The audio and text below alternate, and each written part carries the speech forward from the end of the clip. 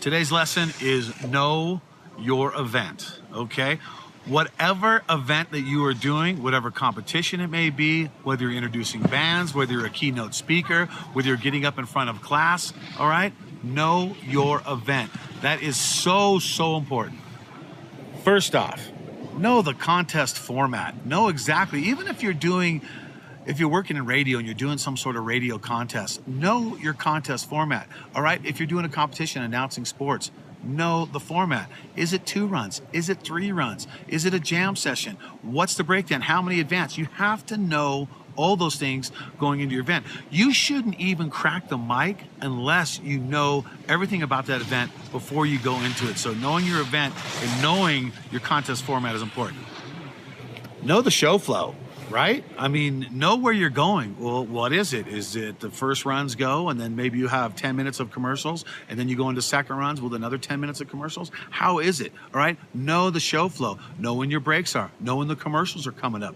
Know how many riders are in the competition. Know all that stuff. Know the show flow too as well. And it comes down to this. Don't crack the mic. Don't even jump on the mic unless you know those things. Contest format, show flow, so important. All right. Judging criteria, okay? Well, in a lot of sports, in a lot of sporting events you do, there are judges who judge the sport and attach scores to what they do, okay? Well, you need to know the criteria. In every single sport or every single competition, whatever you're doing, you gotta have the criteria. Even if you're doing a singing competition with your friends, know the criteria of what you're doing to make it important. So judging criteria, so important. Percentage, is it on style? Is there a percentage on tricks? Is it a percentage on speed? What is it? You need to know all that. So judging criteria, very important. Well, back to knowing the event, all right?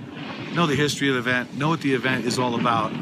You got to know how long the event's been going on. So knowing the event and knowing all this important information about the event, the history of it, past winners, past losers, what happened last year, what happened the year before.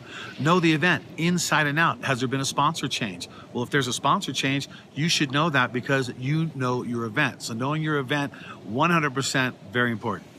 Now, let me talk about this. All right.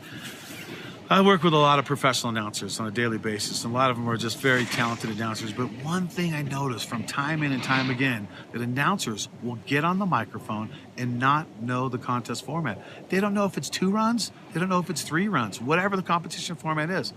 You should not, above all, jump on a microphone without being 100% sure by knowing your event. That is the most important thing when it comes down to it, because you're the guy who's relaying this to the crowd. So if you're relaying this to the audience and you don't know your event, why are you even on the mic? You should have done your homework. You should be prepared. So in this lesson, know your event.